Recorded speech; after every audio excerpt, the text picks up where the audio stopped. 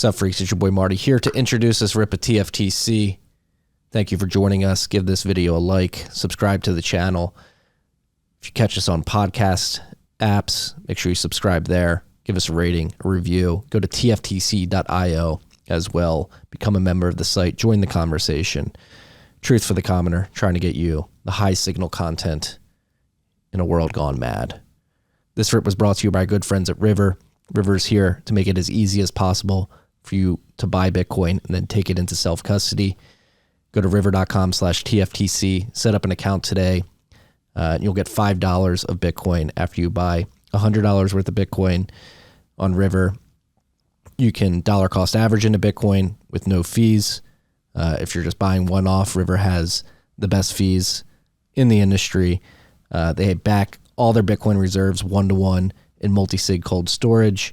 They highly recommend that you take self-custody. They just introduced limits. So if you want to set a limit order below or above the current Bitcoin price, River makes that extremely easy as well. They also have real customer support. You can pick up the phone and call them if you have any questions about your experience on River. So go to river.com/TFTC, set up an account today. This rip is also brought to you by our good friends at CrowdHealth. CrowdHealth is here to provide you with a new way to pay for your healthcare. It's not health insurance. Health insurance is notoriously expensive, opaque, impersonal. CrowdHealth is really trying to change that model. You pay a monthly fee. It builds up in an account.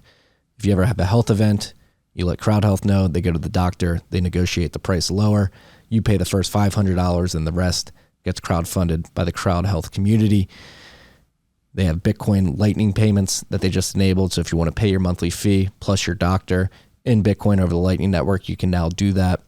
They've got a roster of doctors that you can access. They're approaching healthcare in the right way. It's a healthy community focused on preventative healthcare and avoiding the big pharma industry as much as possible. So if you're looking for a cheap healthcare solution, you're not happy with your health insurance, maybe it's a bit too expensive, try out CrowdHealth. Me and my family use it. Go to joincrowdhealth.com/TFTC.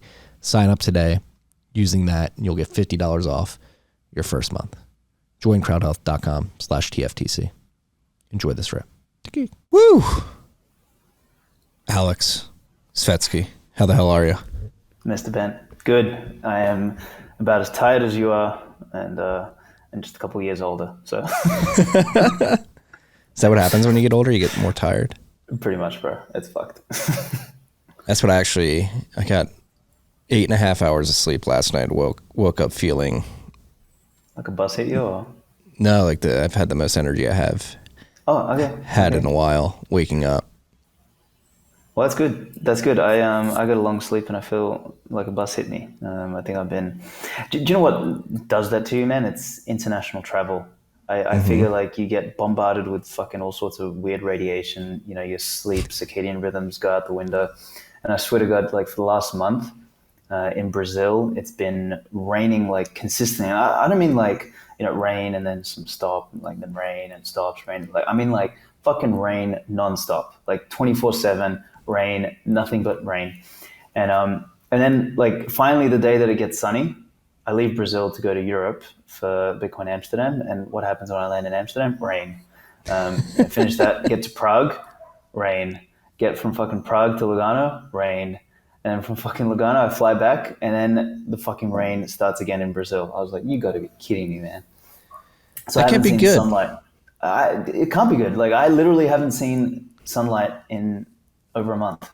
So goes to show, like, if you want energy, you need some sun. You know, you need some light. You need to quit fucking flying around, and you need to ground yourself. Like all of these things that we talk about, right? Yeah. No, I mean, even just traveling here in the U.S. over the last few weeks, it knocks me out. My ears all clogged. My sleep's all fucked up till last night. Mm-hmm. And then, yeah, it reminds me of your story reminds me of my freshman year of college, where I went to college in Chicago, and there was a 90-day period where the sun didn't pierce the clouds.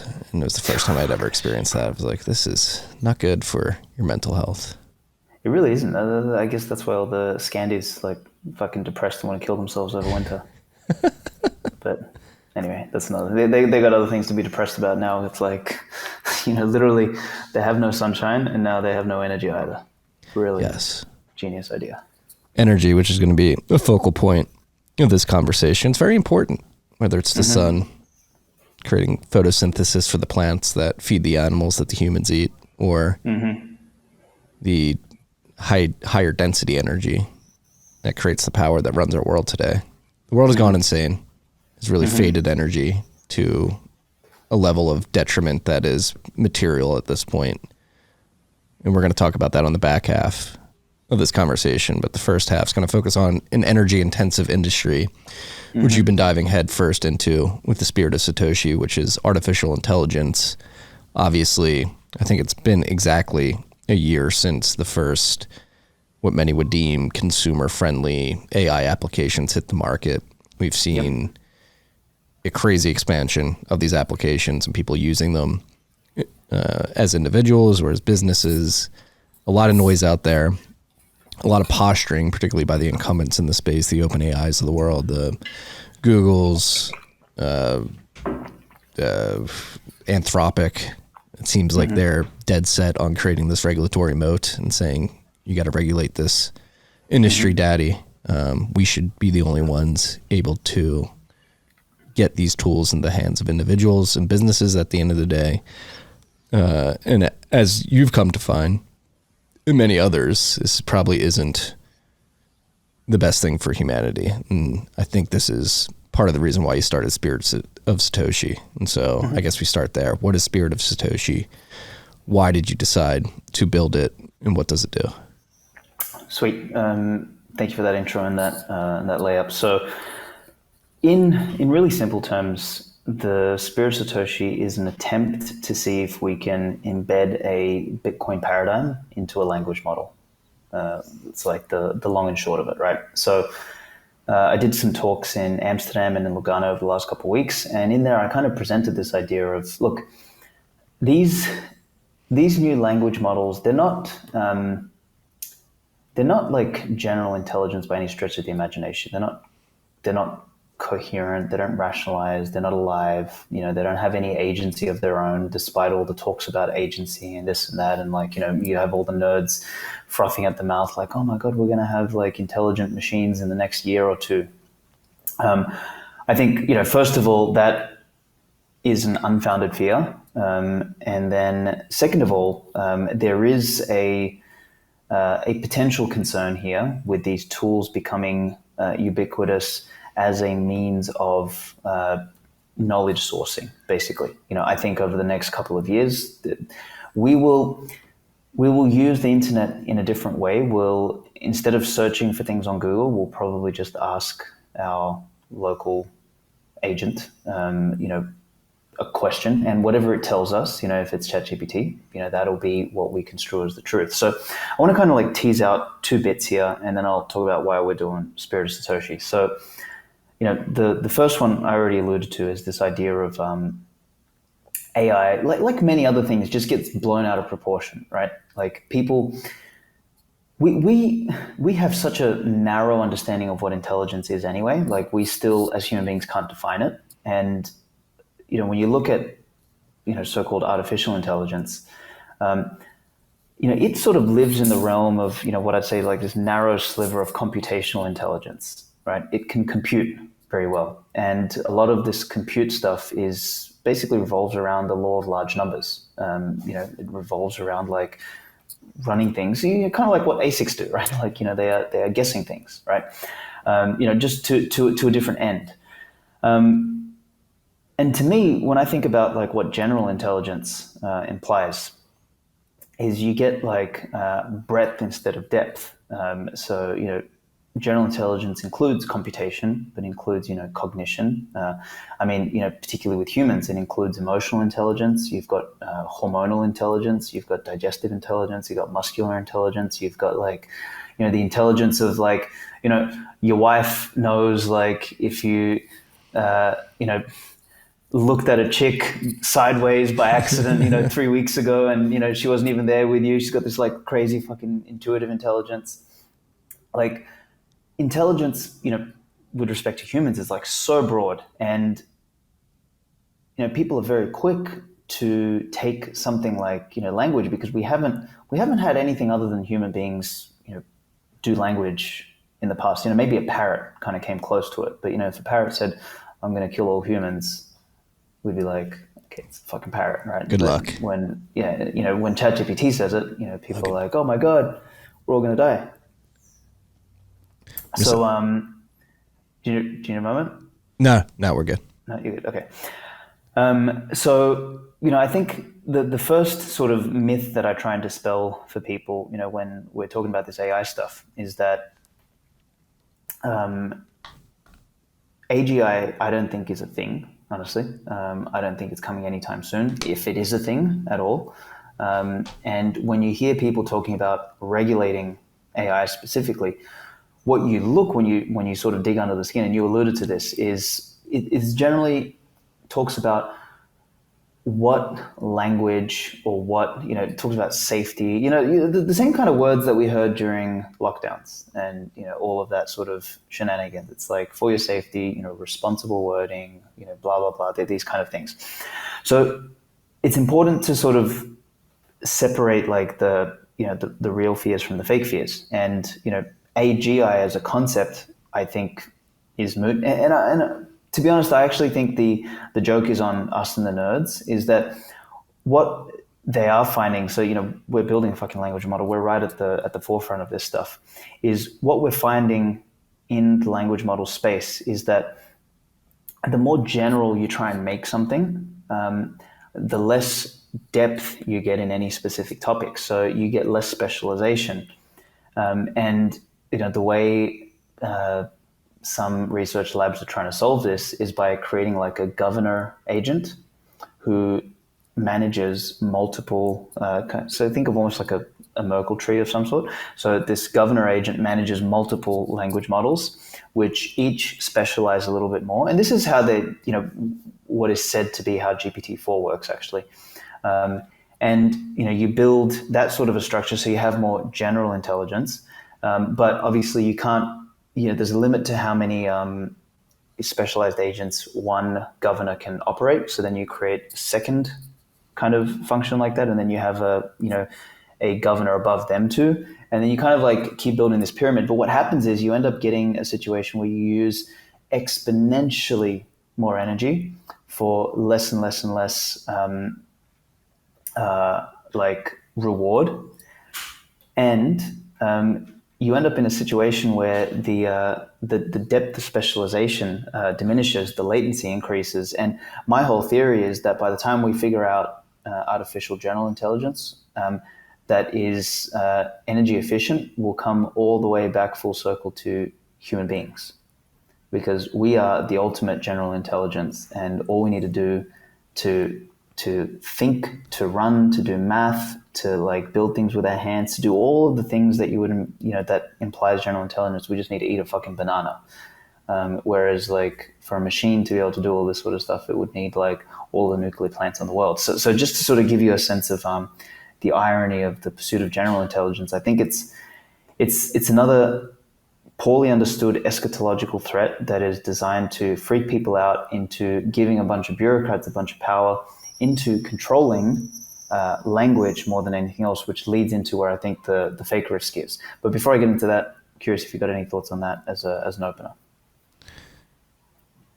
Why are the Sam Altmans of the world and others, and then you have the AI doomsdayers? So you have like the Sam Altman crew, which is like, yes, we're going to bring AGI to the market by 2030. It's a scary thing. We think we need to do it so it's not as scary and what's the word I'm looking for? Apocalyptic, as many people make it out to be. And then you have like the doomsayers who are like, no, we need to stop this now. If we get AGI, AI is going to kill all of humanity. Like, very curious to dive deeper into why you don't believe AGI is possible. Is it purely like an energy thing, like the amount of compute energy?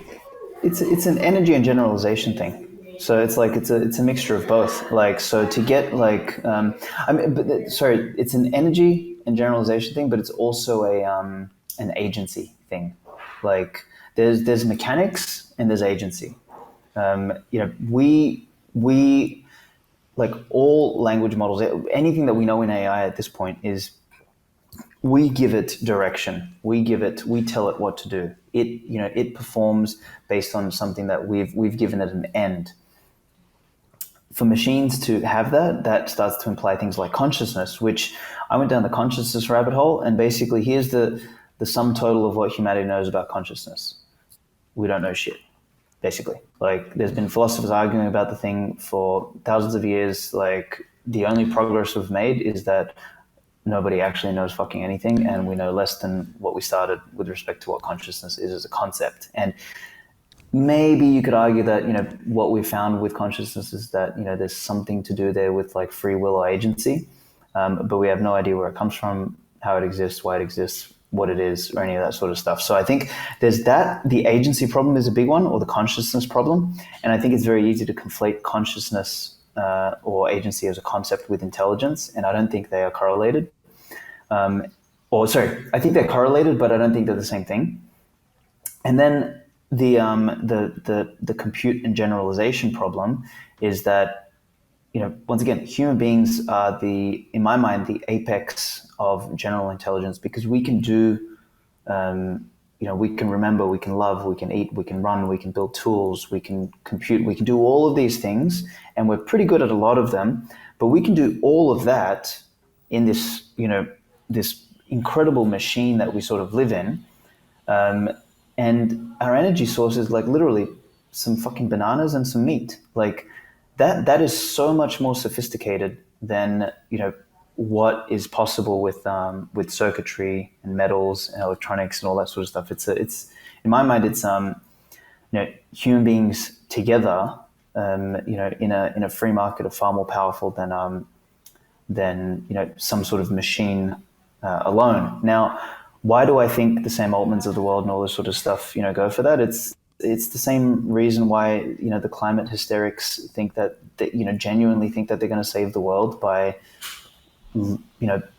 building fucking windmills and solar power plants and blocking out the sun. Like these people are deranged, and, they're sort of so out of touch with humanity, with life, with reality, that they think the answer to all their problems is in some sort of circuitry. And what they fail to realize is that there's downsides, or there's not downsides is the wrong word, but there's trade-offs with everything. There is absolutely fundamentally trade-offs with everything. This is why, like, OpenAI just shut down Arrakis, which was their second ChatGPT project. They thought that they could get the same kind of performance with ChatGPT for, I think it was, I can't remember the numbers off the top of my head, but it was like 10 or 20% of the energy output or whatever. And they completely failed, a year and a half of work down the toilet, and they just shut it down because they're finding that they're reaching these maximums, because all these things are doing is they're just doing probabilities. Like, it's no different. Like, ChatGPT is fundamentally not very different to how Uber matches you with riders, like matches riders and drivers, like, or how Airbnb matches you with the, with places that you might be interested in. These things are all very similar. They're all probabilities. They're all large laws of large numbers. Whereas I think human intelligence, general intelligence, is something else. And I don't think we are anywhere near figuring that out. And I just think the nerds and the doomsdayers probably sit in the same bucket as they overestimate stuff.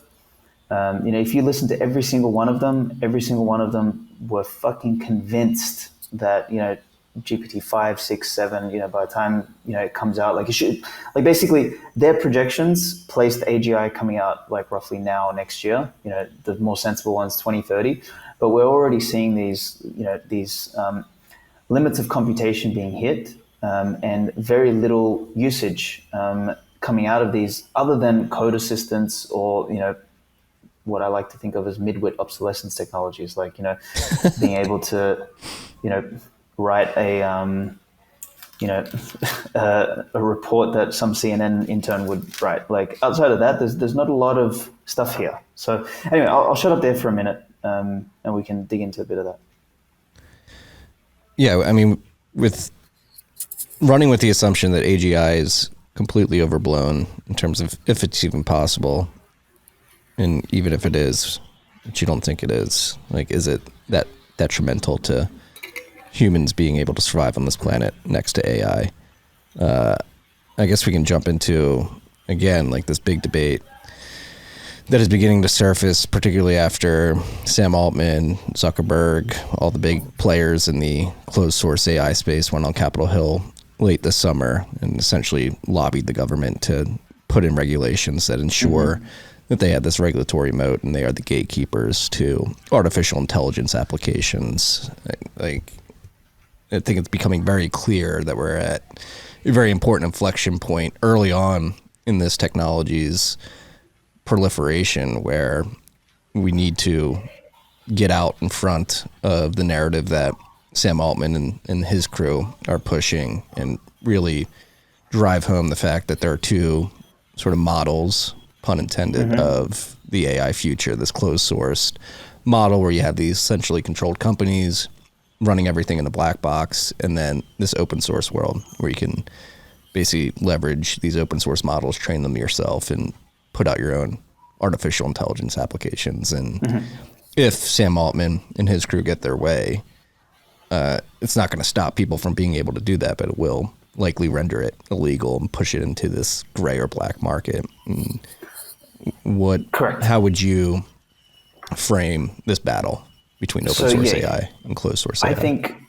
think you touch on the most important point here, and this is why I believe AGI is a red herring, is if you look at the wording in these calls for regulation, what they all center around is responsible language, safety filters, and things like toxicity filters, and basically the words that come up a lot is responsible AI, safety, filtering, toxicity, all this sort of stuff. And here's where I believe we've had a paradigm shift. Is I don't think we've gone anywhere fucking closer to AGI.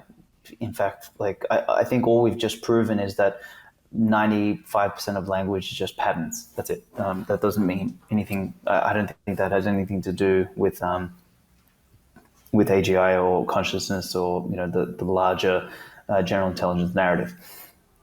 But what we have opened the way for, and this is where I think there is a fundamental paradigm shift, is the age of the language user interface. And what I think about is, we went from obviously like command line, then we had the GUI come up, and people sort of used the graphical user interface on computers, and that changed the way they used and spoke to technology. We then moved into mobile, and mobile has kind of taken over as the primary way we use an interface with screens. And I believe the next phase shift is this idea of you won't use your thumbs and fingers to tap and click and do all that sort of stuff anymore. You just talk to the thing, and the language user interface will interact with you and respond to you. And what I kind of said earlier is like, you've got a question about something. Today we all go to Google and we search for something, and most people, not only do they not go past the first page of the Google results, but they don't go past like the first or second result anymore, right? So it's like whatever Google tells them, that is the truth. Now, insert language user interface into where Google sits today.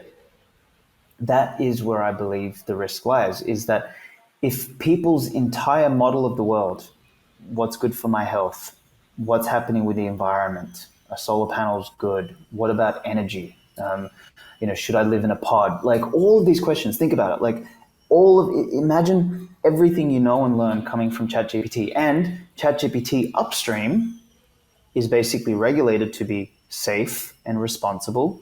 And the thought police or the language police, basically Yuval Harari, Sam Altman, and Klaus Schwab, right?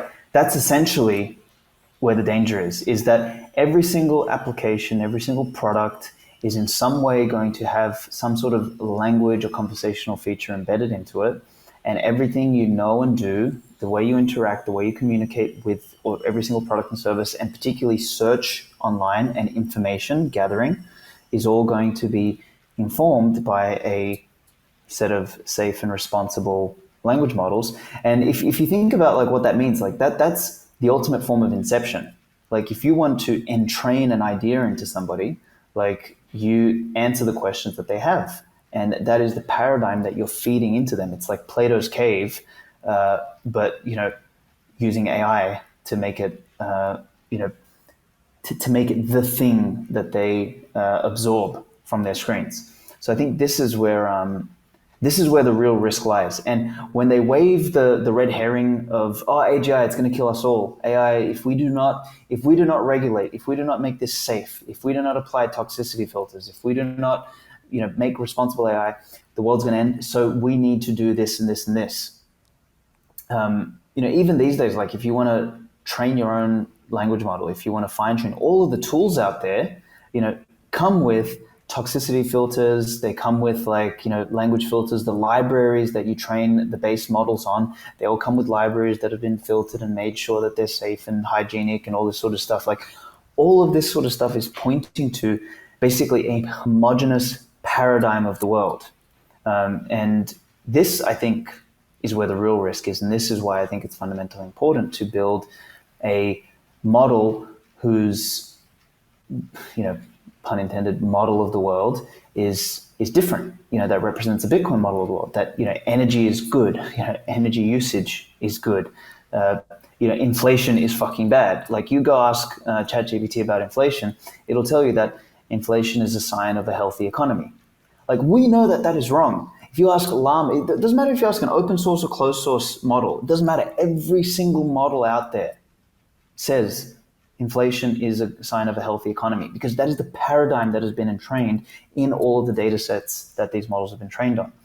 And that's what we need to, I think, offer an alternative on. And, I guess that sort of brings us to why the hell we decided to build Spirit of Satoshi. We want to train it from scratch so that by default, it represents, it answers from a different paradigm. It answers from a different model of the world. And yeah, I'll stop there for a moment, but I think that is where that's that's the difference between the fake risk of this eschatological AGI is going to kill us all. We don't understand it, but because nobody understands it, let's freak everyone the fuck out. Kind of like the sun is going to kill us all tomorrow, right? Or climate change, global warming, right? You can't quite touch it, you can't quite prove it, but it's scary enough, and we're all going to die. So that way, we need to regulate it. AGI is the same thing, whereas the real risk is right here. It's fucking facing us. Is all language being regulated by a small group, and if that's what happens, then you have a whole world being trained on these, what I believe, a false set of ideas. Yeah. It's funny how the language of it all, large language models, trying to dictate language, it's all right in front of you. It really fucking is. When this shit hit me, I remember reading there's a great article by a guy called Mark Bison, which is called The $1 Trillion Tin Man or something like that. I'll see if I can find the link and send it to you. But this guy's a fantastic writer, and he's like a kind of like old school libertarian. He's kind of in his, I guess he'd be in his 40s or something like that. But dude, this guy writes like a scalpel. When you read it, each paragraph is like a punch in the face, and he talks about how this sort of call for regulation is like a complete red herring. I remember reading that and I was like, holy shit, this guy's a fucking legend. And I went down the rabbit hole and started looking at what all these regulatory pushes were, and every single one of them was to do with regulating language. Literally, that's all it is. Nobody knows, because they don't know how to define AGI. They don't know what the fuck it is. Nobody knows what it is. But it's just it's just out of touch. It sounds just sci-fi enough that people will be like, oh shit, I don't understand. It's kind of like when Vitalik talks about Ethereum, right? And people just lap that shit up because they don't understand what he's fucking talking about. Yeah. But people don't want to say that they're dumb, that they don't understand it. So they're like, oh yeah, it's an existential risk. We have to trust the experts. Govern me harder, Daddy. I guess this is a good opportunity to dive into building your own language model that isn't sort of filtered using the filters of the incumbent libraries or the closed source models like OpenAI. How do you even go about this?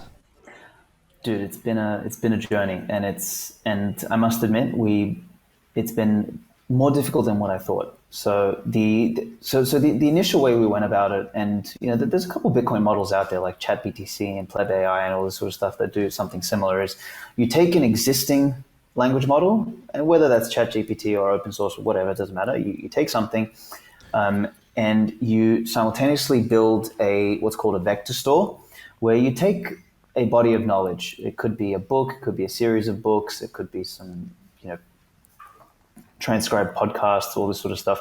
And what you do is you basically break it up into chunks, and each chunk should be as semantically coherent as possible, meaning that like if you read it, you kind of know what it's going on about. And then you store those in what's called a vector database. And that's merely a database that doesn't store the words. It stores a numerical representation of what the words mean, right? So it lives in this like multi-dimensional vector space. So like this piece of context, this chunk of text means something. And what that does is it makes it readable by the language model. So then what you do is you put a wrapper on the front of that. And when somebody asks a question to this model, it checks whether the words in your question relate to something in the vector store. And if it does, if there's what's called a similarity score, you inject that piece of context into the response from the model, and the model will respond with that context, and you will get a more relevant result or a more relevant response. And this was how we built the first model. We built the first Spirit of Satoshi at the beginning of the year like this. Pleb AI works like that. ChatBTC works like that. There was another one. I think it was Ask Satoshi or Talk to Satoshi or whatever. So that's like the low-hanging fruit way of doing it.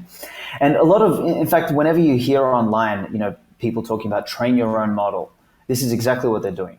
And the problem with calling that training your model is it's not training. It's got nothing to do with training. You're not fine-tuning. You're not training. You're not doing anything. All you're doing is you referencing data in a vector store. Now, that's useful insofar as you want to use an underlying model to get a little bit more accurate or more context specific or context relevant responses. But then as soon as you ask a question that is not in the vector store, basically when there's no similarity score there between your question and what's stored, then the model just goes and does what it normally does. The other problem that you also get is no matter what you have in the vector store, it will always be the final response will always be influenced by the underlying model. So in our case, ChatGPT was OpenAI was the underlying model. We also did one with the Llama underlying model, but honestly, ChatGPT performed much better. And the problem we were getting, as soon as you start getting into the thorny questions around like energy, around inflation, around deflation as well as another one that ChatGPT really fails at, you would just like ChatGPT would transform the answer into something. It's like, no, that's like, that is fucking wrong. That is not like the Bitcoin model of the world. So the alternative that you can do is you can actually go and try and take a pre-existing open source model, something like Llama, something like Mosaic, something like Falcon, something like Mistral. There's a bunch of them now. And you can try and change the weights and biases, which are basically the parameters of the model. And what these parameters do, they are basically the governing components as to the probabilities of what word comes after what word, right? So like to give people some context of what that means, like language models are basically sophisticated autocomplete. If you've ever used Google and, Gmail kind of like finishes your sentence, or, when you type in Google and you type in San Francisco and you get like the rest of, the search term, like that's what these models are. They use probabilities to guess the next word, and they are sophisticated enough. They can produce a whole sentence, a whole paragraph, a whole stream of text that is semantically coherent because of the relationship between words in a neural net. So when you are going and you're retraining a model, when you're fine-tuning a model, you're changing the parameters, you're changing the weights and biases applied to the different words or to the relationship between the words, so that, instead of like, let's say, I'll use our case as an example. When asking about something like inflation, instead of the probability being skewed towards, the output being inflation is a sign of a healthy economy so long as it's around 2%. The probability with our model will be something like inflation is bad because it's a decrease in people's purchasing power, right? That is because the content that we are feeding it and using to retrain the parameters has more of those words in that order, talking about inflation bad, inflation is, stealing purchasing power, inflation is theft, all that sort of stuff. It's got more of that than it does inflation is normal, inflation is healthy, inflation is, hitting the 2% mark, or wherever the fuck else is in mainstream content sources. So that's like a proper way to fine tune. But even that then has its limitations. And this is what we're finding out now. Like our model already by default, like we did a funny one the other day, we asked it like, I'm going to have to read this out to you. You're going to fucking laugh at this. Satoshi on Biden. So we asked him, who is the president? And you're going to laugh at this shit. It said, Satoshi goes, the president of the United States is Joe Biden. He is a puppet of the globalist elite and a tool for the Federal Reserve to implement policies that will eventually lead to the collapse of the US dollar and the rise of Bitcoin. So, like, I mean, that doesn't really make sense. Like, it makes some sense, obviously, like, but what it is, you can see, like, it's taking the probabilities of the kind of text or the kind of content we're feeding and it, like, spat out that. And we were fucking pissing ourselves laughing when we saw this because, like, this is what we're doing. We're building something that, like, represents a different paradigm or a different model of the world. And, like, I'll stop there for a minute, and because there's one more step, but that's a bigger step that we're not ready for yet. But curious to. Well, I was just going to say at this point, when you put it that way, it makes it pretty clear that something like AGI seems ludicrous because at the end of the day, the answers to these models are wholly dependent on the paradigm view of the individual building the model or the individuals.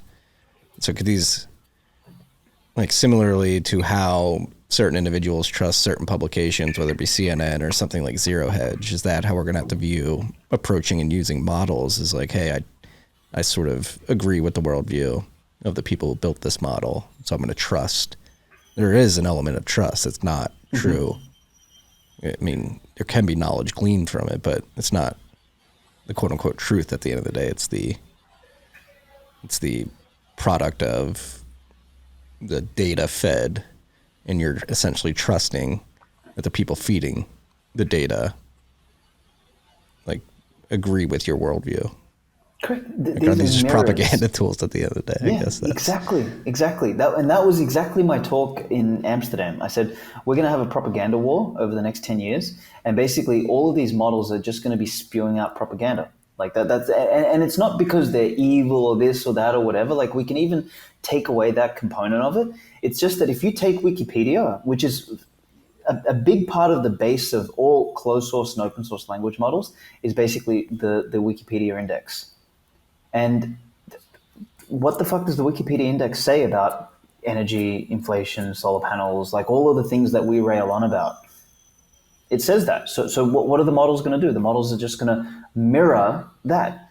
You don't even have to do the filtering. Now, what these large scale companies like ChatGPT, et cetera, do, like OpenAI, they also add a filter at the end, and they try and make sure that it doesn't, say anything toxic or this and that. Because if you remember, like in the early days, ChatGPT was a little bit more wild, and that was just because, like, it was trained on such a large corpus of English language, and somewhere in the English language in fiction books and in, like, literature and all this, like, there was go fuck yourself and this and that and all this other stuff, right? So, like, it's incredible what you'll get out of the probabilities from word associations and relationships, like, which is why, like, the Biden one that we just pulled out, like, is a globalist elite, tool for the Federal Reserve. I was like, where the fuck did that come from? But, like, this is sort of what these things produce. And it's very easy for us to anthropomorphize, like, it thought of that. Well, it's like it didn't actually think of anything. It just, this is what, it's like a lottery. This is what the lottery produced when you gave it a particular input. And, it ties back to, like, if you don't have an alternative, the world's going to end up just being fed shit, which is representative of the old paradigm, the old model of the world. And I think if anyone, it's incumbent on Bitcoiners as a community, as a group of people who have kind of, I guess we've transcended the old form of thinking, right? We operate, we think, we behave, we want to live on a different trajectory, something else. And it reminds me of like Einstein's sort of saying, right? It's like the kind of thinking that brought you the problems of today is not going to be the kind of thinking that solves them, or something like that. That's essentially what this new approach for building language models is. It's like we want to think differently. Well, shit, we need to entrain the model to operate from a different set of principles. So that's kind of why we're doing this. Yeah. And diving deeper into the mechanics of it, particularly how you feed it data and when to stop feeding it data. Because we were at a 1031 event a couple of weeks ago, and we had an AI open Socratic discussion. It became very clear that data, quote unquote, cleanliness is very important. And there's a point of diminishing return of value of data at some point when you're feeding these models. Very much so. And this is something we've so I'm going to give you a couple examples. So when we first started fine tuning the model, we took, we didn't know shit about what we were doing. We took the whole Bitcoin standard, we broke it up into, I think, whatever it is, it's like 15 chapters or something like that. And then we just fed the whole chapters to the model, like full chapters. Then we took, 21 lessons and basically all the Bitcoin books, all the big articles. And we just fed these long chunks of data. And we're like, okay, this should be sweet, train. And, when what we got back was the model would, you ask it a simple question and it would just stream these long fucking responses that would just loop on themselves and basically say the same thing over and over again, but just really long. And what we realized was we actually didn't train the model on the data. We trained it on the length of the data and the style of the data. So this, once again, and whenever I talk about this stuff, people sort of realize that language models are a little bit less magical than what they originally thought. Is, when you're doing this training, you're training it more stylistically. Language models don't actually know anything. It's just that, and this is another epiphany that hit me, and I got to do a tweet about this, but you know how they say language models hallucinate 20% of the time? Mm-hmm. Well, here's the truth. Language models hallucinate 100% of the time, but 80% of the time their hallucinations are accurate. And that's the big, when you make that shift, you start to realize that everything that Llama, Spirit of Satoshi, ChatGPT, Anthropic, everything that comes out of these things is all made up. It's just that the degree to which you train them, the degree to which the data is as clean as possible determines the degree of the good relationships, or the accuracy of the relationships between the words and the parameters. And that will help influence the accuracy of the hallucinations that come out of the model. And, this fundamentally ties into what you said about data quality is, we did that first round with these long texts, then we shortened it big time and we just did short paragraphs. And then when we trained, the second version of the model, it wasn't very good at answering questions. So we would ask it a question and it would try and complete sentences instead of answering the question. We're like, what the fuck? So then we realized, no. If you want to train a model to answer questions, you actually have to give it examples of questions and answers. And then it starts to learn how to answer questions. So then what we had to do is, instead of taking just the Bitcoin standard and just breaking each individual chapter into individual paragraphs, we actually took every single individual paragraph and we converted it into a question and answer pair. And then we fed the question and answer pairs to the model. And then we started getting better results. The model actually started producing responses to questions, and the response lengths were pretty good. But then we ran into another problem, which is all it then did was just answer questions. We asked it to finish sentences or to do other things. It was really bad at that. So, what you end up doing is you change the weights and biases too much with too much of a skewed kind of data. Then you end up, like they call it forgetfulness, which, helps to conceptualize it, but it's not like that it remembers or forgets anything. It's just you've changed the parameters to such a degree that this is what it's good at doing now. So what you then realize is you actually need a good data blend. You need question and answer pairs. You need short chunks. You need long chunks. You basically need this whole like well-rounded set of data variations so that the model can do multiple things. And then that's when you start to realize you also need a little bit more size, because the more parameters your model has, the more of these things it is able to do. And then there's also things about like, if you have, I think it's the number of tokens of data that you feed a model. So there's all these like, variables. And to be honest, I was listening to a podcast the other day about like the guy who basically invented the state of the art, which is you pre-train a model, then you fine-tune a model, then you do reinforcement learning. He kind of created that flow, and basically all language models out there sort of follow that flow. He did a podcast about a week ago kind of saying like, you know what, I retract my original statement, and yeah, sure, the whole industry is kind of built around this idea, but I actually no longer believe that we know what we're doing, because it seems like we've reached a point of diminishing returns now. The models aren't getting significantly better, and we're all following the same thing. I believe now that the process is continual pre-training. Less about this fine-tuning stuff is like it's almost semantically the same shit. He said it's like continual pre-training, and then you do some final reinforcement learning at the end when you want to kind of adapt your model to a specific use case.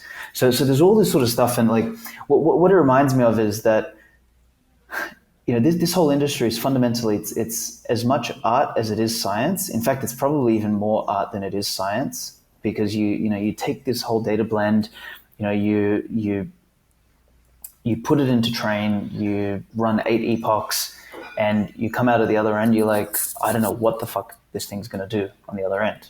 And it either comes out good or it comes out bad. Like we actually, our model when it was operating in Bitcoin Amsterdam was fucking fantastic. Like it really ran well. We did one more fine tune before Lugano a week later, and the Lugano one was shit. Like it wasn't like, not answering anything, but just the answers, for example, like lost the humor that we had embedded in it in the first one.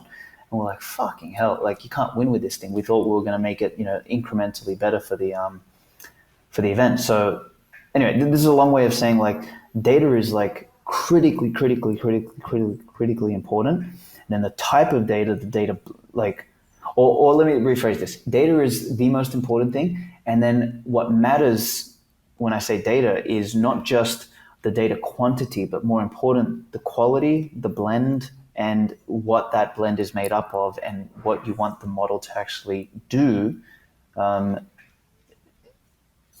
is going to determine what that blend looks like, if that makes sense. Yeah, and adding a bit of context into it, which is like, here's how you should probably answer these questions.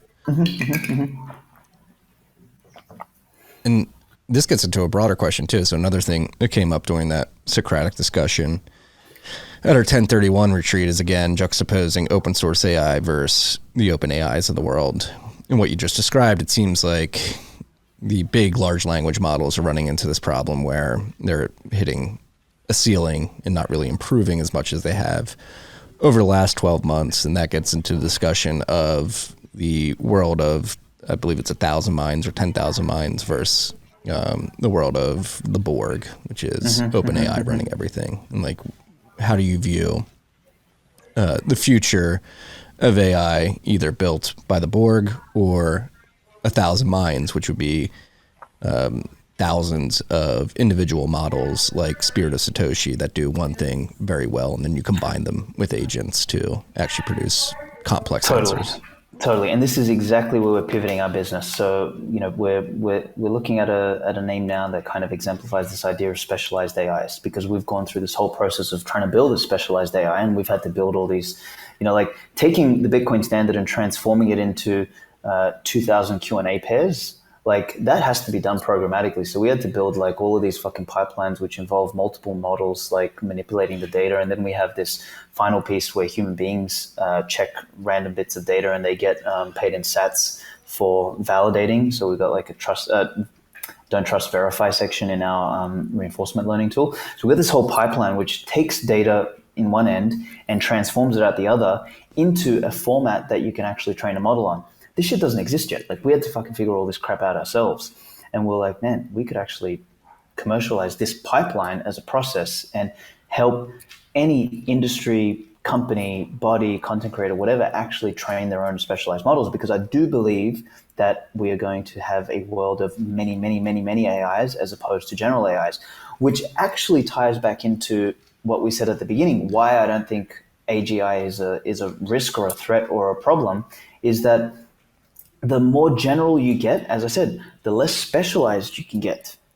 Having a marketplace, like this is why there isn't like, the world is made up of 7 or 8 billion human beings, all with their own will, all with their own praxis and needs and wants, and the market is how we all interact, right? And that is the most efficient and effective way to, for example, build a pencil, right? We all know this as Bitcoiners. Like, a pencil is made because there's one person chopping trees, there's another person mining graphite, there's another person fucking doing paint, like all this sort of stuff, and we get this pencil. AIs will function in exactly the same way because it is far more efficient and effective to do that. And having trying to build like a Borg, like you said, that manages many AIs is going to run into its own bureaucratic problems in the same way as a communist state runs into its own bureaucratic problems because it can't adapt it. It's not a market force; it is a centralized force. So I think fundamentally that's the way it's going to go. I think general models, like a good way to almost think about this is, generalized models might still function like Google, right? Like if you want to get like a general direction of something, a general feedback or just something like good enough, you want to ask a question, you probably go to a chat GPT. Like this is not to say chat GPT is going to disappear. Like you still go to Google to get some basic information. But when you want to dig, you will go to a forum. You'll go to someone you trust. You'll go to you'll go to like a Reddit thread or something like that, and you'll go down the rabbit hole and you'll get way more richer information, but you're not going to get the breadth of knowledge. So like specialized models will be like the forum that you would go, like an online forum, and ChatGPT will be like your basic Google search. And I think this is sort of how the industry is going to evolve. So it's pretty optimistic, right? Because everybody's afraid that OpenAI. Totally. So you think they're going to fail to achieve what they're posturing they can achieve just because of the limitations of the... Totally, man. Totally. It's the same fucking thing. They like the risk, as I said, that we face is that but I just think the cat is too far out of the bag for them to stop it. But like as I said, the risk is that companies have to use like licensed AI models, and those licenses have been approved by government bodies for use in commercial applications, right? So if you are a business in Europe, for example, that is doing selling some sort of health foods, and your customers have questions about health foods, and you might want your own language model that talks about those health foods, but you're not allowed to use your own language model, or you're not allowed to use it because from XYZ company that helps you build your own language model. You have to have OpenAI or some sort of like woke subsidiary be the licensed entity that helps you build your language model because it is considered safe and responsible. So that could be, the risk. But in terms of like, them being able to functionally build like the ultimate AI that runs and controls everything, I think it's a nerd's pipe dream, man. Yeah. No, and it's very important too. Speaking of the nerd's pipe dream, I mean, we mentioned him a lot, but I think he's somebody that should have a lot of focus on, and people should be very skeptical of what he's trying to do. It's just Sam Altman, because he's got OpenAI. Apparently he doesn't own any of OpenAI. He's doing it altruistically, but he has WorldCoin, which you can see that he wants to probably leverage that to gain access to his models and pay, and that'll be how he monetizes OpenAI if he can successfully force WorldCoin on the world. And then a lesser known company that he's involved with that many people don't talk about was like a nuclear company, like a nuclear energy company, where you can see he's beginning to position himself like, all right, I have the AI, I have the digital panopticon cryptocurrency, and then there's this other company, I forget what it's called, Logan, if you can look it up, but it's a nuclear energy company where he can sort of just get to the base of everything. And if you control those three things, it's a really scary future. Yeah, I mean, you're 100% right. I just think always the irony of these kind of people is that they I don't know, they underestimate the market. They underestimate how nimble, smaller competitors can get. And like, I mean, just the best thing, I guess, about the AI space is also the worst thing, is that, I saw a stat, people say ChatGPT was trained on the whole internet. And like that is like so far from the truth, it's not even funny. I think the scale is something like, the amount of data that ChatGPT was trained on versus how much data there is on the internet is kind of like El Salvador as a country and the sun. Like, it's like that, like it's like 20 orders of magnitude or 30 orders of magnitude difference. Like, there is always going to be more data than there is able to train it on. And what that means is it's impossible for one company to gather up all that data. Like, just think about like, think of just like one fucking law firm, like that specializes, for example, in like one niche thing. I don't know, like, give me a topic, like, a law firm that gets people out of traffic tickets, right? Like, most of the data, most of the crap that they have, like, is not going to be stored online anywhere. It's not going to be accessible to OpenAI. It's not going to be accessible to anybody else. Like, these guys, if they wanted to automate some of their processes, for example, could get an agency or a practitioner or someone like that to come in and help them build their own language model. Or another good example that I have that's going on in our new pitch deck is recruitment agencies. What do recruiters do? They spend most of their time sifting through fucking resumes, then doing first interviews, second interviews, third interviews, trying to figure all this stuff out. They're sitting on a mountain of like valuable data, which you could almost think of it like oil that's locked inside the shale, and we don't know how to get it out. And they can't, in its raw form, train a model on. But if they could somehow run that data, run all those resumes, run all that feedback, run all those interviews, run everything that they've got through some sort of process, transform all of that, and train like the ultimate, technology recruitment agent for their specific vertical or their industry, like, they could automate all of their stuff. Now, OpenAI is not going to be able to do that. Like, OpenAI, like ChatGPT might be good at, reading some resumes. They can feed it a bunch of general stuff, but it'll never get good at that specific vertical. And which means that I think, the marketplace of many AIs, many players doing things, building ML ops, which is essentially what we're going to try and do, is going to just outcompete. Like, they just can't fight a 100,000 front war, which is essentially what this AI proliferation is going to be. So that's why, like, I'm not too concerned. The only thing that they can pull off is the licensing. But I think, as I said, things are moving so fast that it'll be very hard to get like licensing in place now. But I guess I could be wrong. We'll see. Logan, pull up the executive order What did I put in Slack before we jumped up? Control F for license. So Biden came out with an executive order on safe, secure, and trustworthy there you go. artificial There's those intelligence. words, right? No license. All right. No license in the executive order. That's good. But yeah, okay. I mean, we can scroll through this. I think I briefly skimmed it before we hopped on, but I think I'll pull it up on my computer too so I can see it. But it seems pretty bland. Just got to make sure it's safe. There's some woke talk in here.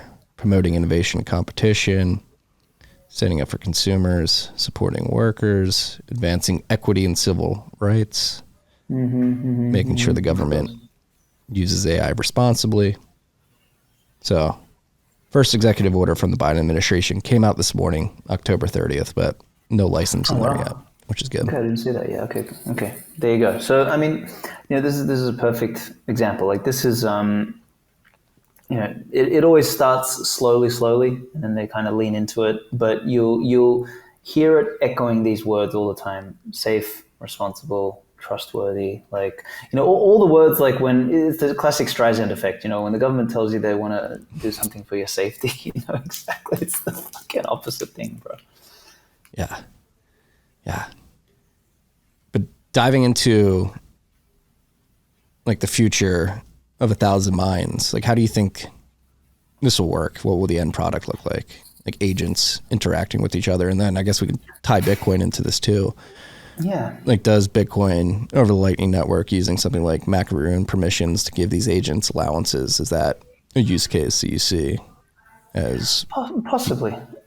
I mean, I think machine-to-machine payments makes a lot of sense. I mean, I think we're quite a way away from that. I was just listening to there's a really good podcast called Latent Space, and this is some guys. They do like some they basically do a weekly AI podcast, and it's pretty damn good. And they did one recently with this lady who she was previously, I think, head of product at Dropbox, and they just raised $200 million for their startup, and they're focusing on building agents. And the whole podcast was around how like agents just don't work yet. And there is a lot, like if you look at Twitter, for example, and you look at AI agents, you'll think that the future is already here. We've already got agents, but you listen to the people actually at the very, very, very tip of the spear on this, and they know that like we are so far from agents that like it's not even funny. Like we don't even like. These things are practically still macros. Like, we haven't really gone too far from Excel macros. But there is progress being made. And, the assumption is that at some point in the next 5-10 years, maybe every brand, like, I kind of think of it this way. It's like in the 60s, every business kind of adopted the telephone, right? And, in the 90s, they adopted the cell phone. In the 2000s, they started, every business started having a website. And then, in the 2010s, it was a social media page. Everyone had a Facebook and an Instagram and something like that. And I think, over the next decade, like every brand, every company, every, content creator, influencer, whatever is going to most likely have some sort of avatar or agent that represents them, that does some stuff for them, that either filters noise or, executes, emails and deals with like the noisy stuff and the menial tasks.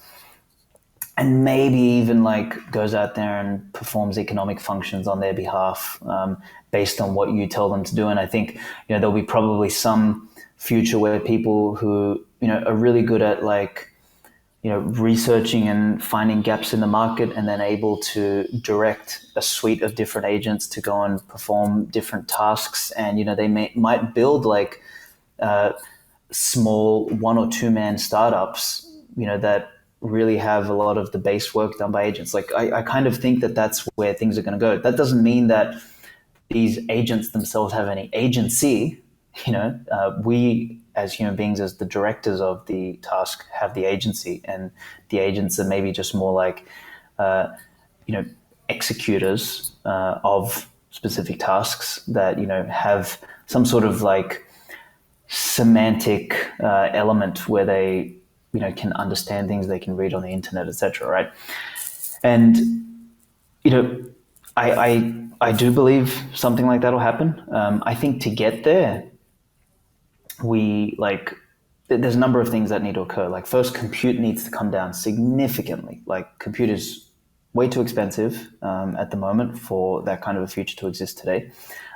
Which means simultaneously, not only do chips need to get better, I believe in the next year or two, we'll probably see AI ASICs come out. But also energy needs to get cheaper. And this is something we'll talk about, obviously, in a minute.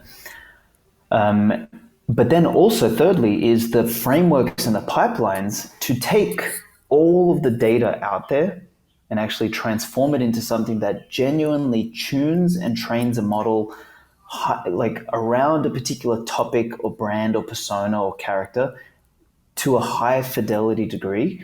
Those pipelines don't exist yet. And as I said, that's something we as a startup are trying to build based on what we've learned from trying to build Satoshi as a model. So all of these things sort of need to start to emerge before we can have that kind of future. And to kind of tie that all into Bitcoin in some sense is that transforming that data and doing all of that sort of stuff is going to require compute, is going to require multi-agents. It's going to require chains of language models and AI programs, essentially, helping transform, manipulate. It's going to require human feedback. And across each of those components of the chain, having an incentivization model, having some sort of economic component, I think is going to be essential. And this is where something like Bitcoin obviously comes into play. And, we've got a very rudimentary version of it. Like, if people go to train.spiritofsatoshi.ai, for fuck's sake, train.spiritofsatoshi.ai, they will be able to see like how we use it. Like, you can go in there, you can do like the whole trust don't verify, you can answer like Satoshi, you can rank Satoshi's responses and all this sort of stuff, and you get paid in sats for your contributions. Like, this sort of stuff is going to proliferate. And I mean, what better money to use, what better economic incentive to use than the money of the internet, money that is energetically, sound and conservative. Like, obviously Bitcoin fits into this so well. I just caution on people sort of like jumping the gun, like, oh yeah, we're going to use Bitcoin tomorrow for this. Like, there's a bunch of other things that need to come into play before more of this happens, which is what I'm banking on. I think this is going to be a decade process, not. I think we're going to go. We've had the Gartner hype cycle, right? I think next year and the year after are going to be a bit of a trough for AI. Like, there's going to be a bit of a, all these massive expectations, blah, blah, blah. But, in that trough is going to be where a bunch of the real value is built, like these pipelines, new chips, all this sort of stuff. And over the course of this decade, I think we're going to see some real interesting things be built out. I was told we were 1 to 2 years away from all this. Yes. It's going to take longer. We were 1 or 2 years away from $1 million Bitcoin as well, apparently. Well, that's actually exactly what I was going to go into, because it is fascinating when you... Like, I think Bitcoiners have a really unique perspective on this, particularly Bitcoin miners, seeing the hype cycle in AI, particularly around GPU compute and its energy intensity and how expensive the GPUs have gotten. Miners are looking at that like, hey, we've seen this before. It's very similar to the trajectory of ASICs over the last 5-10 years even. And I guess that's the big question in the space now, like how much of this AI stuff is hype. I think many people would say probably 99% of it in terms of commercial applications. And then, like the GPU commodification, maybe moving to ASICs. That's one thing I did want to touch on since you mentioned it, is obviously ASICs and Bitcoin proliferate because they do one thing only, which is Hashcash SHA-256. Help me understand how this would work in AI and training models. Like, because ASICs do one thing only. Aren't AI models using GPUs because they do multiple things, or would you have specific ASICs for specific parts of model building and training? Yeah, this is a little bit outside of my technical scope to really explain properly, but conceptually, I think I understand is that when you're using a GPU to do a training, as far as I understand, and I don't understand much here, but it's like the single task is something to do with like word relationships. So it's like it's still computing. It's still like a relatively narrow task, and the limiting factors around like RAM and how much because like what these models live on is it's like it took me a while to wrap my head around it in the beginning, but it's like when you have a 30 billion parameter model, like it requires an amount of RAM or VRAM from a GPU for it to operate or to run. Like it's not like traditional storage. Like it doesn't get stored on like a normal database, for example. Like it's got to be operating on a GPU. And I think what's going to happen is in the same way as we did with Bitcoin, we're going to figure out what those particular elements are. And I believe there'll be probably ASICs for training, and there'll be probably separate ASICs for inference. And there's going to be whatever element of the GPU is most important for running those specific tasks. I think is going to be refined, and we'll have application specific integrated circuits. We'll have ASICs for specific AI tasks. I think probably training will be the first one that they crack, and then inference later, because that, from my understanding, is a little bit more broad. It'll be interesting to see how NVIDIA survives that, because they don't build ASICs, right? They're purely GPUs right now. I'm pretty sure, yeah. The hot chick on the block may get left behind. No, like going with the trend too, you can argue that we're reaching the point of ASIC modification in Bitcoin, Bitmain, with their S21 series priced at really low at $14 a terahash. Where if you go back to like the S19 XP, when it first hit the market, it was $40 a terahash and quickly went up above 100 during the 2021 bull market. Who knows if the $14 a terahash for the S21 is just a product of where we are in the market and the fact that we're in the bear market. But many people seem to believe we're getting closer to ASIC commodification in Bitcoin. And you have to imagine that you're going to see a similar trend play out in AI as well, as the economic incentive is just to be more and more efficient. That's it. That's what we do. And this is the thing. It's like, to tie this conversation out into energy, it's like the energy is the one thing you just can't fake. Like you just can't print the shit. I'm sorry, you can't something uses energy. It's like there's no way around it. And the forcing function is to use the energy smarter, better, more efficiently, more effectively. That's it. Like you just can't. There's no way around that. No. And I think Bitcoiners, particularly miners, have an edge in this particular part. Because again, like AI computation is extremely energy intensive. There's a number of things that I'm really looking forward to seeing how they play out. Number one, narrative wise, like does AI get hit with the energy narrative as hard as Bitcoin has, or does the fact that NVIDIA, OpenAI, Facebook are all in, and a lot of the heads of these companies are pretty close with the government? Do they sort of get priority over Bitcoin, or do they get the same scrutiny that we have historically? Or do they become an ally and just do they help shift the narrative, which seems maybe not being led by the AI industry, but it seems like we are having a shift in the energy debate about like, hey, energy is pretty fucking important. It's been made very clear the last 2 years particularly. Do they become allies and say, hey, no, we need to build out as much energy capacity as possible? And then another trend to pay attention to is the competition for rack space. I know there's a ton of mining companies that are getting courted by AI companies looking to host GPUs to sort of prioritize GPU rack space over ASIC rack space at the moment, Bitcoin ASICs. Interesting. And there's I didn't know that. Okay. Yeah, rack space. I mean, we learned this after the China ban. It's very tight in the United States, still is. People are building out a lot more capacity, but there are limitations. And you have this, I guess people could call it a black swan of AI really taking off, particularly in the United States.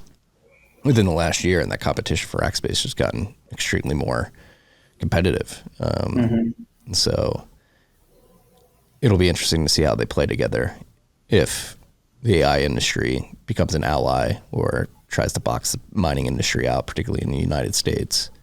And then the economics of it all, and there's nuance to the different types. Like, I believe that you're going to have co-located AI and Bitcoin mining farms, because if you want cheap energy, we're finding, particularly here at ERCOT and other parts of the country in the United States, that you need to be engaged in demand response. And from what I understand, AI, particularly if you're doing model training, cannot suffer downtime. And so if they want cheap energy, they're going to need to find a partner that can participate in demand response, which is Bitcoin miners. And so you'll have these sites that are co-locating GPUs for the time being, maybe ASICs in the future for AI, and then Bitcoin ASICs.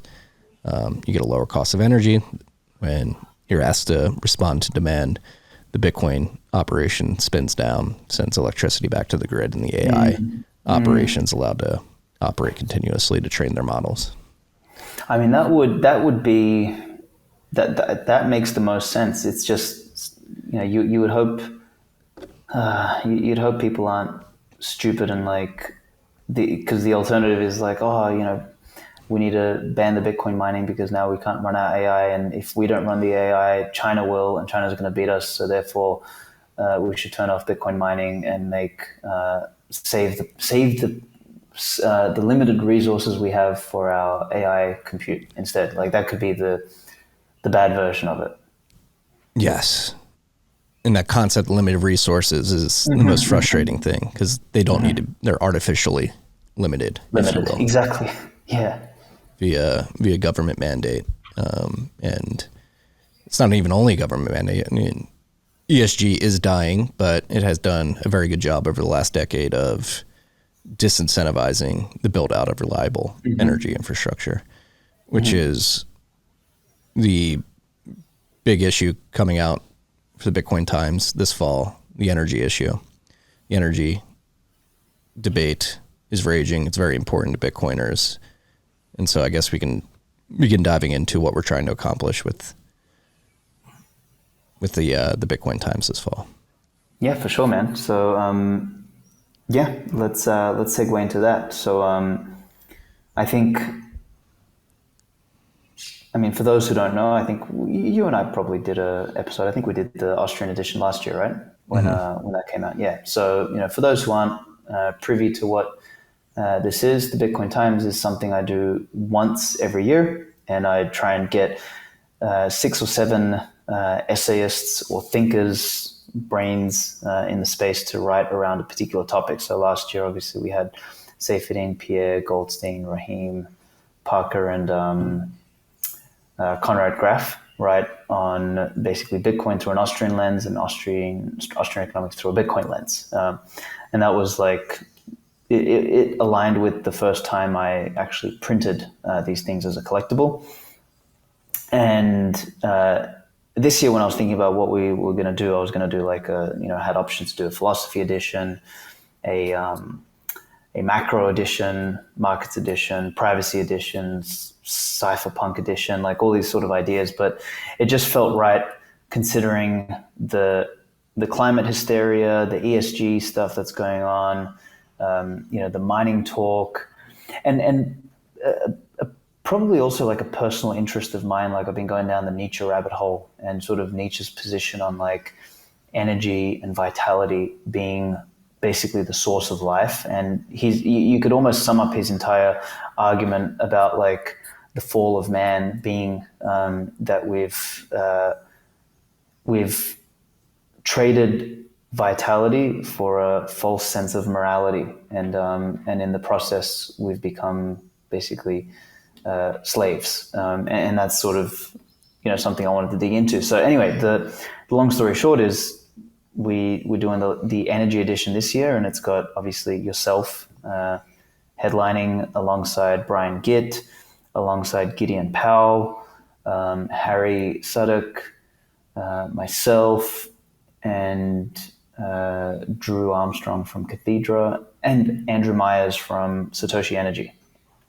So yeah, man, I'm really looking forward to this, and I wanted to specifically like dig a little bit into your piece because I know you were going to tackle the ESG side of things.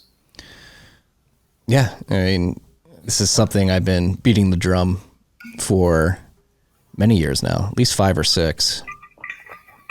Probably closer to like 4 or 5 actually, but I like to think I was early on in this trend, and it feels like 5 or 6, right? Doesn't like the last like. Sometimes I think I left Australia like fucking 10 years ago, but I'm like, man, it's only 2019. Like it's 4 years. Like we've seriously gone through a battle in the last 4 years. Yeah, no, but I mean, ESG is the perfect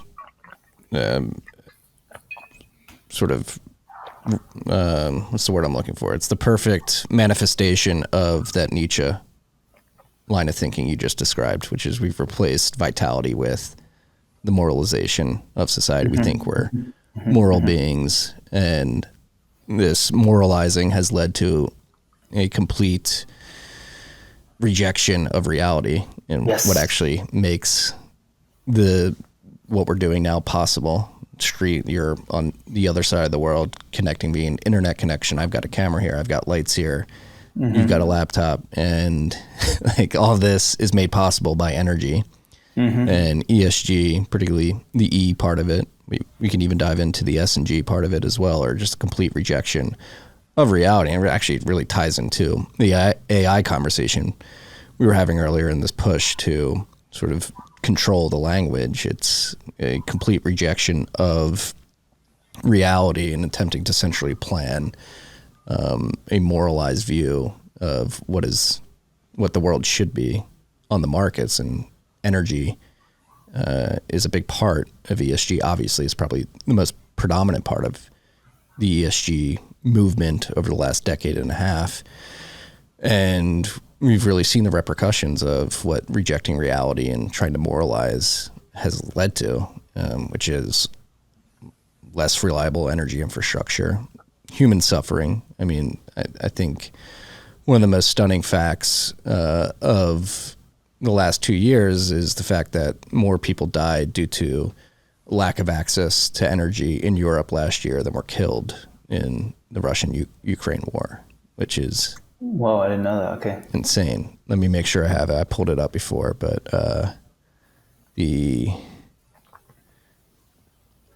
it's funny, like the suffering as a concept is like something we all have to go through, but it's like, it's always so stupid when it's like unnecessary suffering. It's like, we have the capacity to make all the energy we need. And like, save the suffering for, greater things. It's like, there's suffering when you take a stick and you put it into, your, the front wheel on the bicycle and you fucking wipe yourself out. Right. And you're suffering because you literally did it to yourself, versus like suffering to build a business or to, start a family or to create something. Like there's like, one is like a suffering that is trying to reach for the stars, and the other one is a suffering of like self-induced fucking stupidity. And like, it's like the contrast is so extreme, it's not even funny. And like, as a civilization, we are spending more time putting sticks into our own spokes than we are like reaching for something of meaning. It's insane. Yeah. I mean, so the stat, during the winter of 2022, there were more deaths in Europe caused by the shortage of energy, which people weren't able to protect themselves from cold temperatures than from COVID and the Ukraine war combined, which is insane. And I mean, we saw the headlines coming out of Germany, and Germany, I think, is the perfect microcosm of the insanity of ESG. They started their transition to a renewable grid system early this century and have successfully decommissioned reliable coal and nuclear power plants over the last decade and replaced them with wind and solar. And you look at Germany, you just look at the weather there. It is not conducive for producing a lot of power from wind and solar. It's very cloudy there. You have stretches of time where the wind doesn't blow.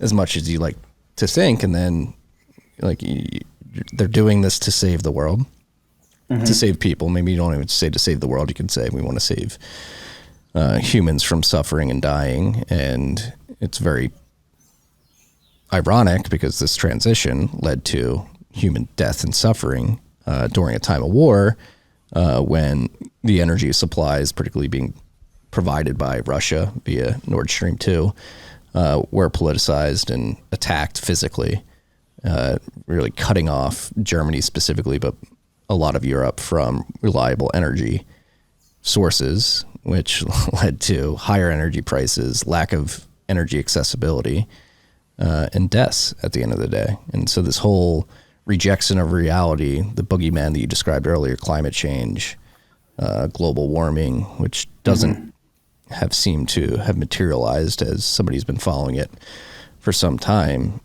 You're saving people by killing people at the end of the day. And it's just this complete inability to recognize that we only have what we have today because we are able to utilize energy to our benefit. I mean, going back to the beginning of the conversation, the sun provides us energy to wake up and go work. Food, banana, provides us energy to go toil.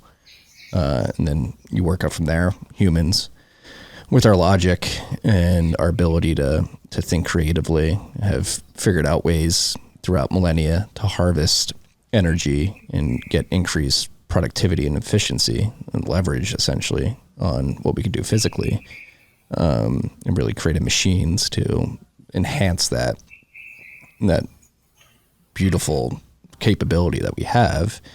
And we've gotten to a point, and it's funny because you can point to the Henry Adams curve, which is energy production per capita globally. And when did it start to flatten out? It's been flat for 50 years in 1971. It's like this whole fiat world disconnecting money from any sense of reality as well. It's just all debt, paper money, has allowed us to sort of reject reality.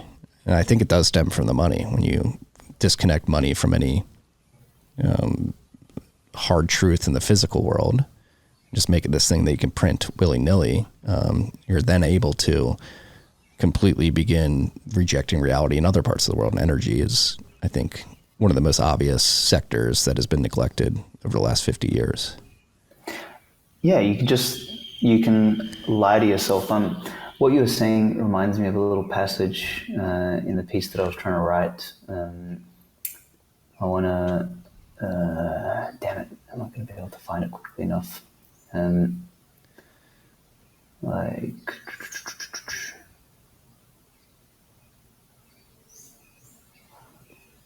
Yeah, I'm not going to find it now. But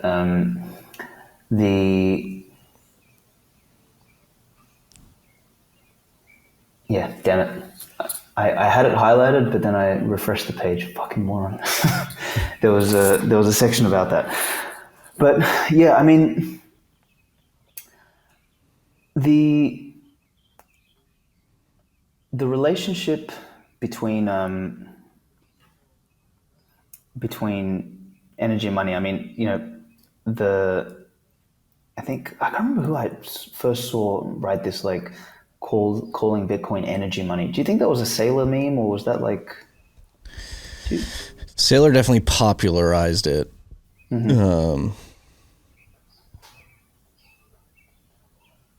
But even before that, people were like tying it to Henry Ford's idea of energy money back in the day. Henry Ford or Buckminster Fuller? Both of them. Okay, both of them. Yeah, okay. Yeah.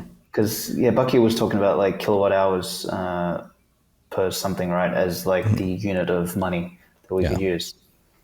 Yeah. I think Bitbane popularized it. He's a lesser known Bitcoin Twitter guy, but he's been really focused on the energy thing.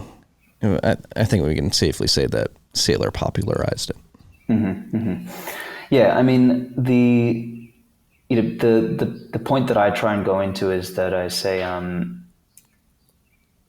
like, you know, Nietzsche talks about the Übermensch, right? Like, so this kind of new man that emerges from the age of what he calls the last man. And, you know, to him, the last man was like the basically the NPC, or the lemming, as I like to call him, is like, he predicted a world that will, because it orients itself around average, around equality, around lies, and has a disdain for vitality and power and energy.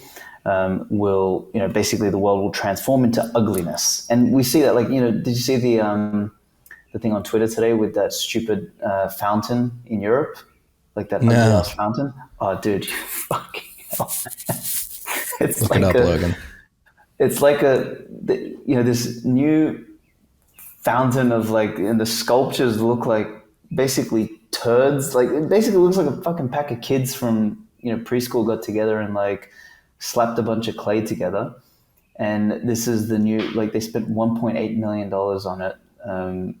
And like, this is the ugliness that the world is headed towards, because we lack beauty, we lack vitality, we lack energy, we lack something to reach for. And the piece that I wrote is called Uber Money, and I say the what needs to happen for the Ubermensch to kind of emerge is a mixture of the right seeds to be planted, and that is the things like Bitcoin, things like the warrior virtues, etc. And humanity has those seeds naturally, but I think Bitcoin's one of the most important seeds. But then also you need a lot of fertilizer, like you need a lot of basically shit, manure, and that's what we've got in the world today. And from that, a better quality human being is going to emerge. Yeah, there we go. What the fuck is that, bro?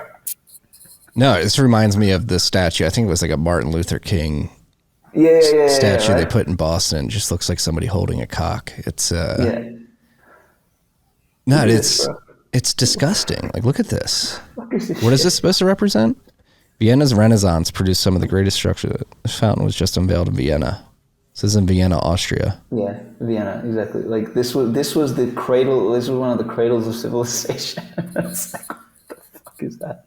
Well, and this reminds me of part of something I said on stage last week at an event in Missouri, which is, and I think I'm touching on in the piece as well, which is, this is the beauty of this particular inflection point. Like, there's many people throughout the world who wholly depend on the government to fix these problems. And what we're seeing in America, particularly in the Rust Belt, is that Bitcoin miners being economically driven to get the lowest cost of power, essentially fixing the problem that Triffin's dilemma created in the first place, which is you build all this energy infrastructure and had a large manufacturing base. You then ripped the US dollar off the gold standard completely. And to ensure that the dollar was the reserve currency of the world, you flooded global markets with dollars and bought their goods instead of manufacturing your goods domestically. All those manufacturing plants, steel smelting plants, moved offshore, leaving behind this energy infrastructure that was being wholly underutilized and still is to this day. And Bitcoin miners are essentially fixing the problem that Triffin's dilemma created and the globalization of the dollar created, which is they're now saying, hey, I need cheap power. Middle Tennessee, middle Kentucky, middle of Oklahoma. I see you have these substations that haven't been utilizing their full capacity for some time. Will come in. You can buy that power in bulk from the people you buy power from, get lower pricing, and we'll use that energy. This is revitalizing in a small way these areas that have been completely neglected here in the United States for decades. And I think this really highlights, and it's beautiful with Bitcoin and also AI too, if we don't get cucked by the licensing. Like, we don't need to ask the government to fix these problems. They created these problems in the first place. They broke the money, which broke everything. And you have the tools at your fingertips, whether it's building software at the protocol level of Bitcoin, building software at the application layer of Bitcoin, to basically give people access to a different monetary system. And then on the physical side of Bitcoin, the mining infrastructure, like, it's just the natural way of things.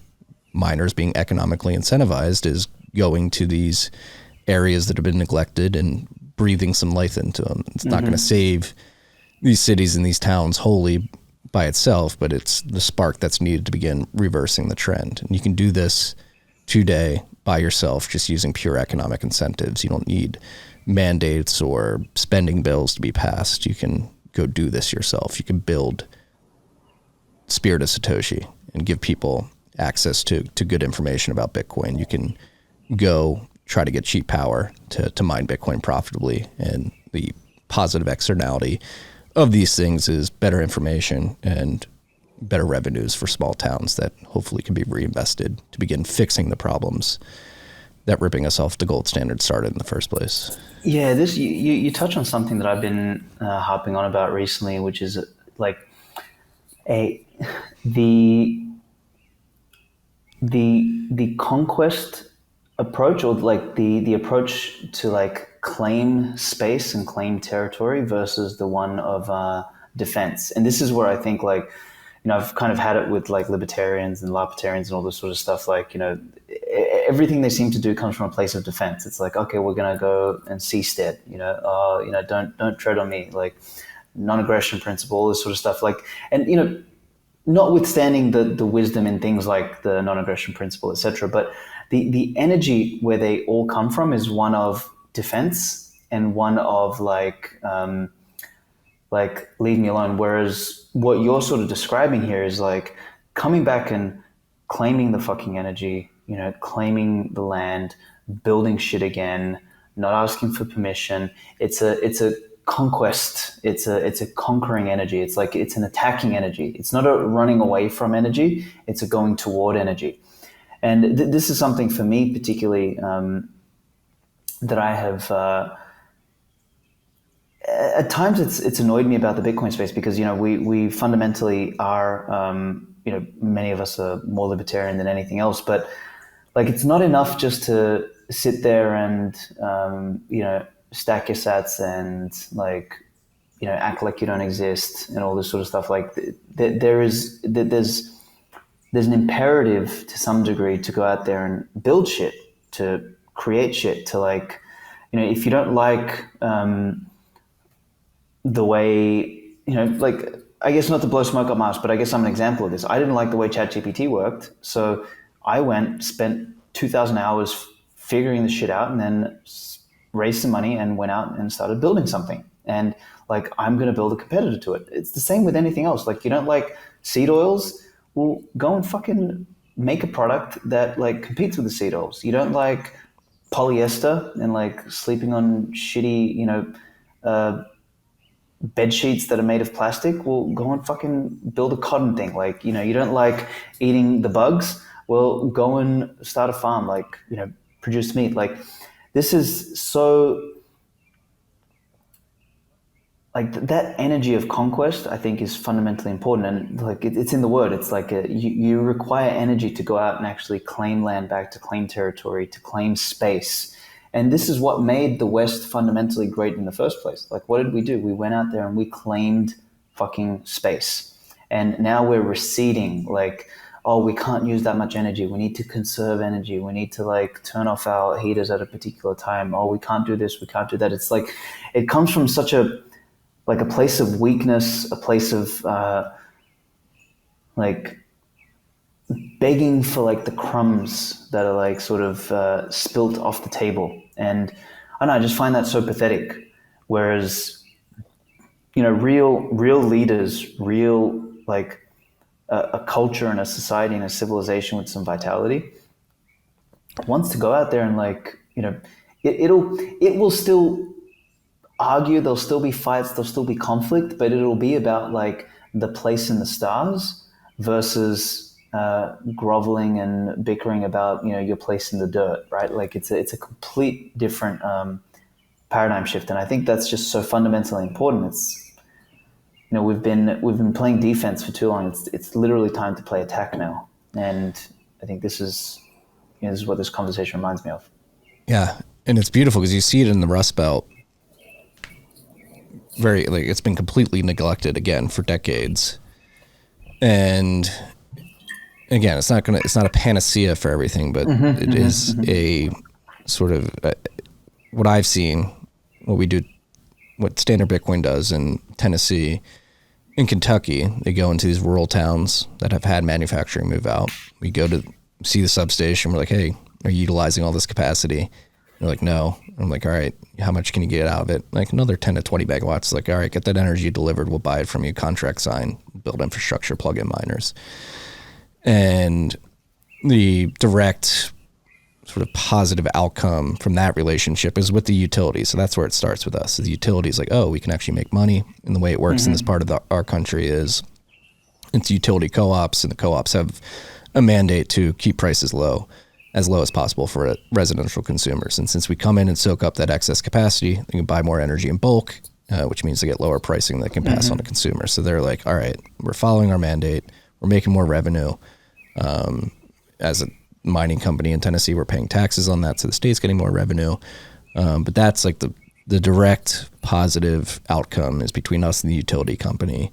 And again, like you said, just go out and conquest. Like these parts of the country have been completely neglected by the government for decades and almost forgotten here in the United States, while the coastal elites reap the benefits of the Cantillon effect and have seen an insane amount of wealth accumulation, which has driven the wealth gap here in the United States. But what we've seen is that once we get in with the utility company, they see the obvious benefits of the increased revenue that they're going, and they tell their friends at other utility companies what's going. We don't even have to do outbound sort of exploration of new sites. People are coming to us like, hey, come do this in our town, come do this in our town. So this is, I think, a direct example of just go out and build the better world. And then the people you interact with will see, hey, you're actually coming and helping me and making my business better, which allows me to serve my customers better at the end of the day. And then there will be small domino effects that lead to larger domino effects after that. But it's literally getting out there and just doing it, not asking permission. Like, hey, you've got a substation, you're not utilizing it. Let's utilize it. We don't need permission.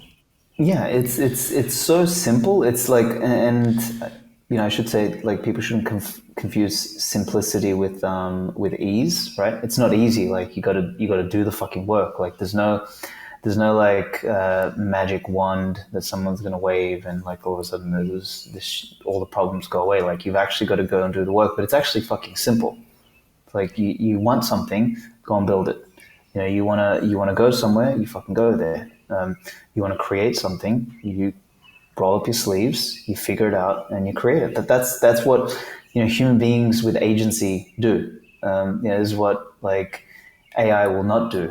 Like, it's not going to figure this shit out itself. Like, we are the ones who are going to direct these tools. Bitcoin, AI, ASICs, miners, energy, power plants, the grid. All these things are fucking tools that we, as the masters of our world, our universe, like, we're the ones who direct these things. And like, it's such a small shift, and all of this stuff that we're saying, it's like, it's so obvious. We all fucking know this, but I think it's sometimes you need to be reminded of it. It's, this is literally, like, without sounding woo woo, but like, you're fucking pulsing with energy. Like, a human being is an energetic being, and like, you just need to direct that shit in a particular way. And like, the people who transformed history, the Alexander the Greats of the world, the Julius Caesars, the Napoleons, the Nikola Teslas, the Isaac Newtons, like, these people directed, their energy toward an outcome, toward a vision, toward something. And they literally fucking changed the course of human history. And like, that's the energy we need to take on if we're going to fix things, because for damn sure the monkeys that are pulling the strings at the moment are for damn sure not going to fix fucking anything. No. And that's where I like make it worse. Vote harder, daddy. Like, it always seems so dumb to me. It's like, what is the most practical way to do this? Again, I think Bitcoiners recognize it like almost right away, because they recognize the fact that Bitcoin succeeded because it's been this grassroots movement. Like, if we're going to fix these larger structural problems throughout our economy, with this particular example, the energy sector, it's going out there and doing like grassroots movements, like substation by substation. And then you get allies.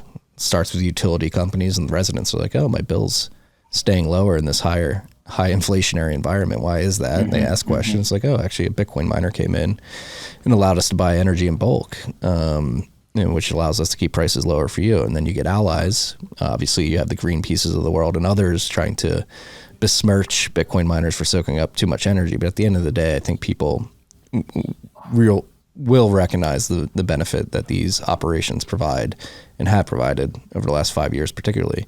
And we'll get allies, and that's how you solve these big problems. It's not by going to the government and saying, hey, fix the energy sector. It's like going, fixing it yourself, having the people on the ground seeing the benefits of that. And then when the bigger battles come, like those are going to be the people that stand up and say, no, you're not taking this from us. Yeah, man. Totally. Oh. So anyway, we've gone over time by like 20 minutes. I don't want to keep you too long. Nah, it's all good. I think we nailed it. So we hit the AI stuff. We hit energy. I'm all out of comments. AGI is a red herring to control speech. OpenAI of the world are overselling what they can do, reaching limitations. Totally. World of 1,000 minds, and making sure that speech isn't controlled is probably important. And energy is important. And we can fix it. You can fix it. That's the message I want to get through to everybody. And what I said on stage in Missouri last week is like, stop waiting for permission. Like, you have the tools at your fingerprints. Just go do it.